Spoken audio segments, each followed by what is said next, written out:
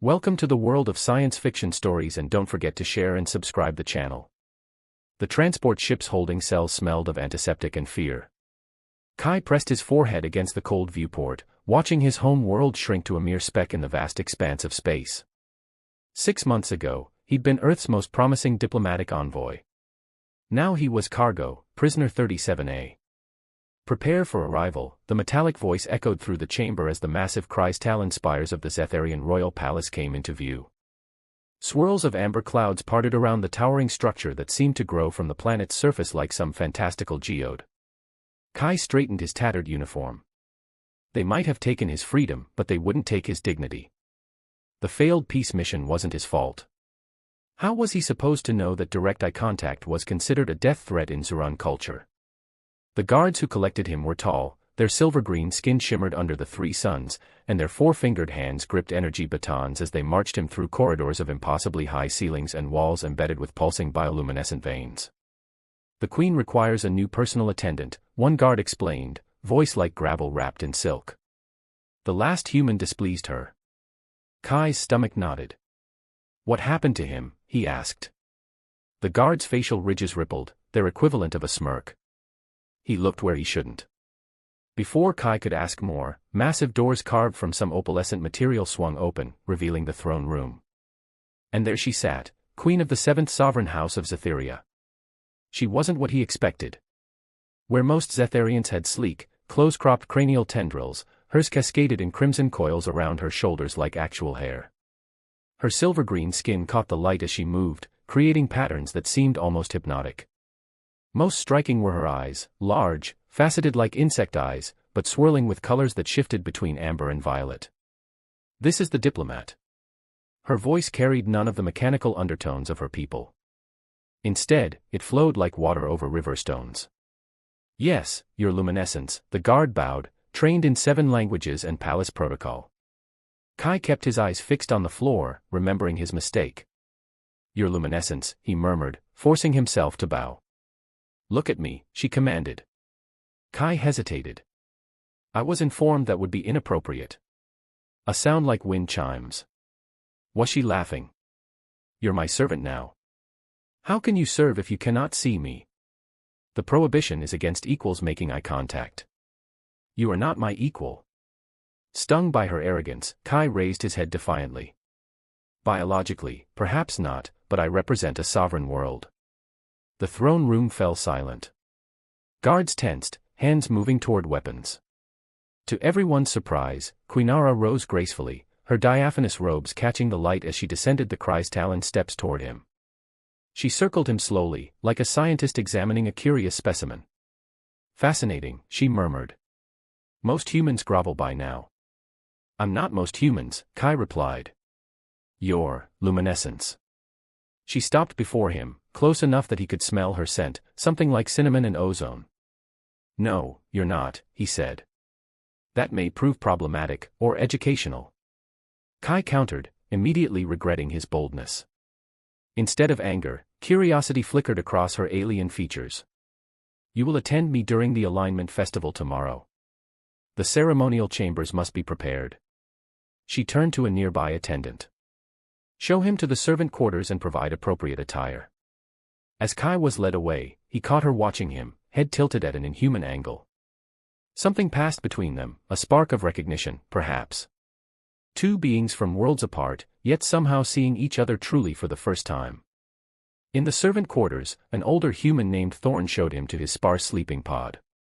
"Word of advice," the weatheredman whispered, "don't get any ideas about her luminescence." The last guy thought she was giving him signals, misread the situation entirely. "What happened to him?" Kai asked, dreading the answer. Thorn's face darkened. "Let's just say when a Zuran royal points to where they want you to look, you don't let your eyes wander elsewhere, especially not to places considered sacred on their bodies."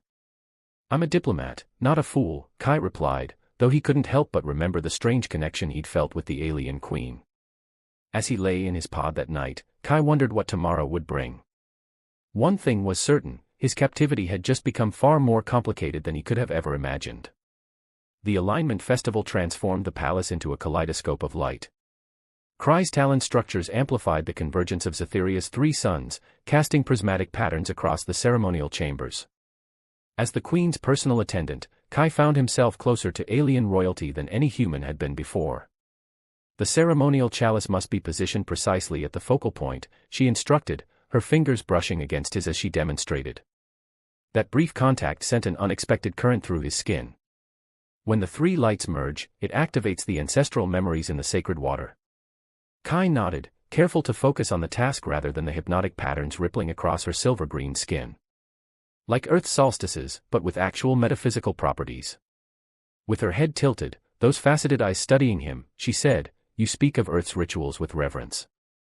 Tell me more while we prepare." Over the following hours, they exchanged cultural knowledge, Kai describing Earth's changing seasons and celebrations, Era explaining Zetherian life cycle ceremonies. Her fascination with human concepts of choice and free will seemed genuine. "Your species chooses mates based on emotional preference," she asked, adjusting her ceremonial headdress. "Not genetic optimization." "We call it falling in love," Kai replied. "Sometimes inconvenient, often irrational, but there's nothing quite like it." "Fascinating, inefficient perhaps," she mused, trailing off as she contemplated. "There's beauty in that chaos." Days turned to weeks. Kai's role expanded beyond basic servitude. Era began requesting his presence during diplomatic meetings, valuing his perspective on interspecies communication. The palace staff whispered about the human who spoke freely to their queen, but she dismissed their concerns. "Your insights prevented a trade war with the Nearans yesterday," she told him one evening as they walked through the royal botanical gardens. Alien flora pulsed with bioluminescence around them. "You anticipated their offense at the seating arrangement." "How?" Kai shrugged. "Body language is universal, even with extra appendages." A commotion interrupted their conversation. A shadow moved where none should be. Kai's diplomatic training included threat assessment, and instinct took over. He lunged forward, pushing her aside, as an energy blade sliced the air where she had stood. The assassin, a hooded figure with the molded skin of the neighboring Dranid Empire, hissed and prepared for another strike. Palace guards were too distant to intervene.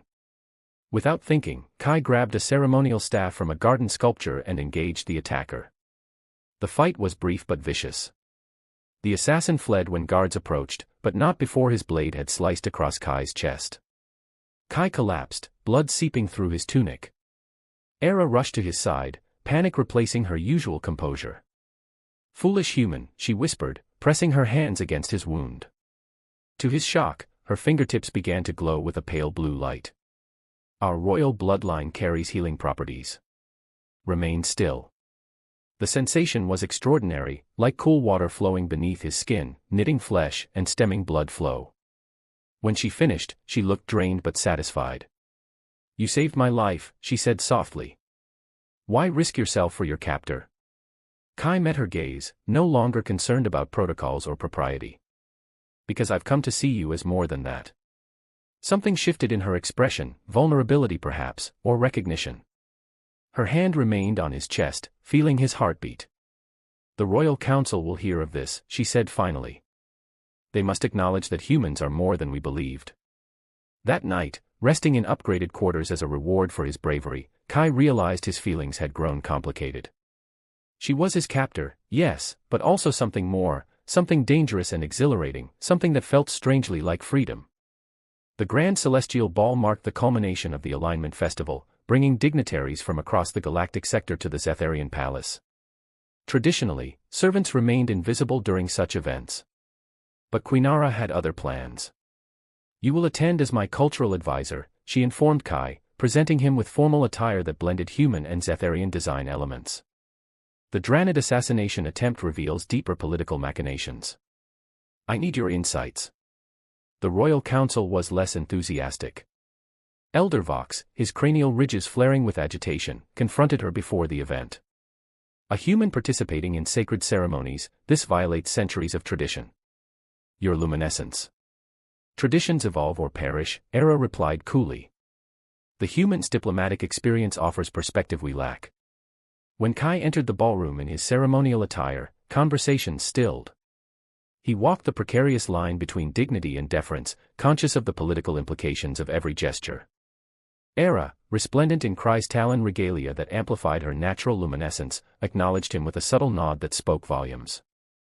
Throughout the evening, they maintained appropriate distance. Yet Kai felt her awareness of him, a constant current connecting them across the crowded room. When interspecies negotiations grew tense between the Zetharian delegation and the Archeran ambassador, Kai intervened with a diplomatic solution that impressed even the skeptical Elder Vox. The human understands nuance, the Elder grudgingly admitted. Perhaps there is more to these creatures than we acknowledged. Later, as the 3 moons rose, Kai was discreetly summoned to the royal gardens. Bioluminescent flowers had opened for their once-yearly nocturnal bloom, filling the air with sweet electric fragrance. "You performed admirably tonight," she said, her voice softer than he'd ever heard it. "I've had an exceptional teacher in the art of royal politics," Kai replied. They walked in comfortable silence, the distance between them gradually diminishing until their hands nearly touched. The palace seemed distant, its constraints momentarily forgotten. "On Earth," Kai said carefully, "is there something equivalent to this?" He gestured to the garden's beauty. "What do you mean?" "Places where rank and species don't matter, where people can simply be." Her faceted eyes reflected the moonlight. "Such freedom exists in your world, sometimes briefly, in moments stolen from reality." She stopped beneath an arch of glowing vines. "Like this moment." Their first kiss was hesitant, a crossing of boundaries both biological and political. Her skin felt like warm silk against his, that cinnamon ozone scent enveloping him as her crimson curls brushed his face. The alienness of her features had transformed from strange to beautiful in his eyes. When they parted, her skin pulsed with patterns he now recognized as emotional indicators: wonder, fear, desire. "This is forbidden," she whispered, yet made no move to increase the distance between them. "Most meaningful things are," Kai replied. Unbeknownst to them, Elder Vox observed from a balcony above, his expression darkening at this ultimate transgression. The following morning, urgent news reached the palace. The Dranid Empire had moved warships to the system's edge, claiming territorial rights based on ancient treaties. Hera convened her war council, the doors burst open as royal guards entered, led by Elder Vox. "The human has compromised our queen," Vox announced. "He must be removed for the security of the realm." "You overstep, Elder. With respect, your luminescence, the council has footage of your indiscretion. This human has bewitched you at our moment of greatest vulnerability." Hera's voice radiated imperial authority. As guards moved toward Kai, Hera's gaze met his, apologetic, determined, and filled with something unspoken that gave him hope, even as they led him away. The labor camp on Zetheria's barren moon stood in stark contrast to the crystalline elegance of the royal palace. Here, humans and other non-Zetherian species mined rare minerals from the cratered surface, working under the harsh glare of the 3 suns without the benefit of the planet's protective atmosphere. Kai's diplomatic skills earned him no special treatment. If anything, the guards were harsher, aware of his former proximity to their queen. His back bore fresh welts from punishment when he'd attempted to negotiate better conditions for an elderly human worker. "The palace pet learns his true place," sneered the overseer, a Zetharian with dull gray-green skin that lacked the luminescent quality of the nobility. At night, lying on his thin pallet, Kai would gaze through the dome's transparent ceiling at the glittering sphere of Zetheria, wondering if she looked up at this desolate moon and thought of him. The memory of her touch sustained him through the grueling days. Meanwhile, on Zetheria, Quinara waged a different battle. Secluded in the ancient library, she researched historical precedents, seeking legal pathways to challenge the treatment of humans. The Dranid threat had escalated with diplomatic channels breaking down, yet she divided her attention between planetary defense and humanitarian reform. "Your focus should be solely on the impending conflict," Elder Vox chastised during council meetings. "This human distraction weakens you in the eyes of our people. Understanding our misconceptions about other species may be key to preventing this war," Hera countered. "The Dranids exploit our isolation and prejudice." When she discovered an ancient treaty that recognized the sentient rights of all bipedal species, the council refused to acknowledge it. That night, she made her decision. If the system wouldn't bend, she would work outside it. Under cover of darkness, she shed her royal garments for a trader's simple attire. With a trusted handmaiden as her only accomplice, she boarded a supply transport to the mining moon, her luminescent skin temporarily dulled by medicinal compounds. The labor camp's security never suspected that the quiet Zetharian trader delivering medical supplies was their queen. As she distributed medications and scanned faces searching for Kai, she found him in the infirmary, recovering from his latest punishment, his once sprouted posture now hunched with exhaustion. When their eyes met, his widened in disbelief. She quickly pressed a finger to her lips, sliding a small communication device into his hand beneath the treatment blanket. 3 cycles from now, Eastern Airlock.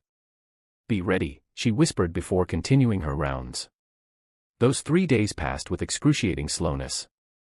On the appointed night, Kai feigned illness, remaining in the infirmary as other workers returned to their quarters. When the facility quieted, he slipped through maintenance corridors to the rarely used Eastern Airlock.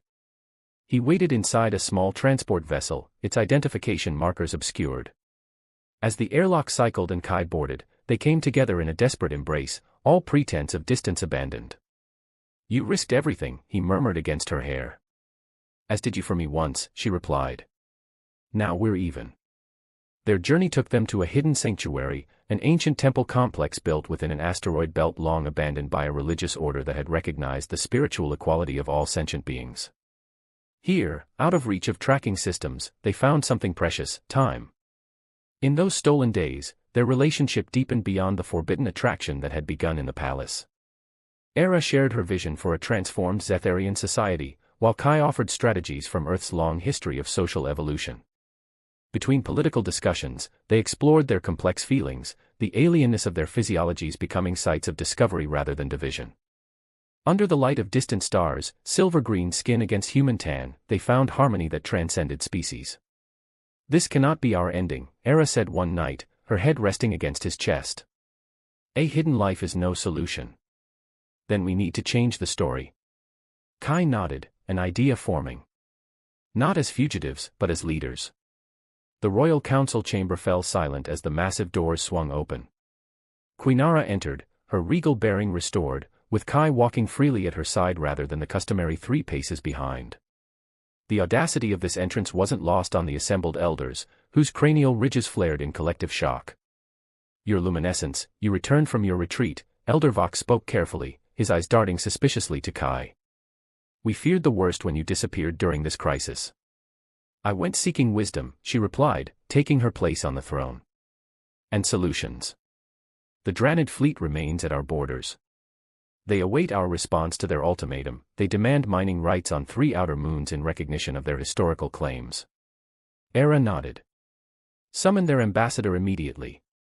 When the Dranid representative arrived, a towering reptilian figure whose scales shifted from emerald to obsidian, she did the unprecedented. She invited Kai to stand beside her throne during negotiations. This human understands the Dranid cultural matrix better than any of our advisors, she announced to the horrified council. He will translate nuances our translators miss. What followed was diplomatic brilliance. Kai identified subtle threat displays in the ambassador's posture that the Zurans had misinterpreted for generations.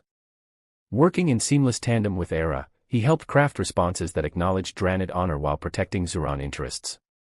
By session's end, the Dranid ambassador inclined his scaled head, a gesture of respect never before shown to Zurans.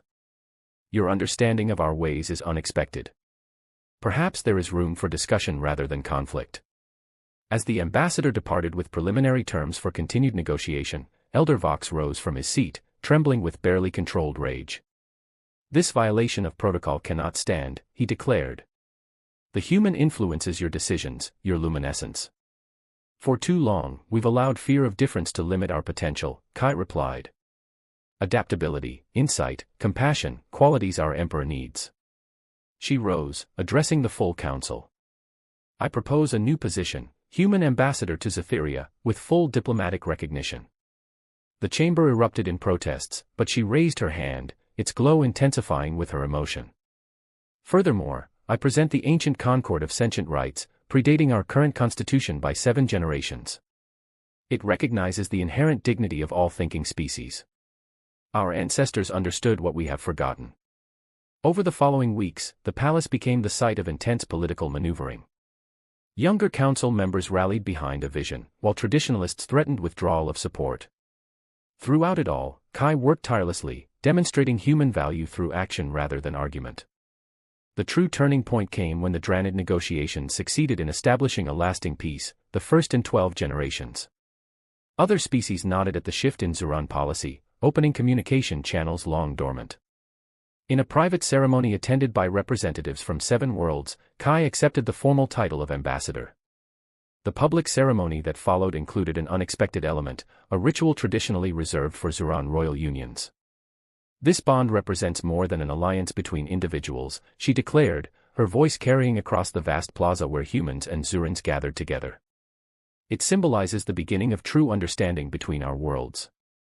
As their hands joined, initiating the ancient binding, the crowd watched in astonished silence. The silver-green luminescence of her skin seemed to flow into him, while a warm golden glow emanated from his touch upon her. For skeptics, this visible energy exchange, never before seen in cross-species contact, was proof enough of something profound. 5 years later, the first joint human settlement broke ground. From the observatory of the royal palace, Ambassador Kai and Quinara watched construction begin, their hands intertwined. From captive to consort, Kai mused. Not the diplomatic mission outcome I expected. Era's laugh, once so alien to him, had become his favorite sound in the galaxy. The universe has strange plans, my love. As Zetheria's 3 suns set in rare simultaneous alignment, they stood silhouetted against the cosmic tableau. 2 beings from worlds apart who had found, against all odds, that some connections transcend the very stars.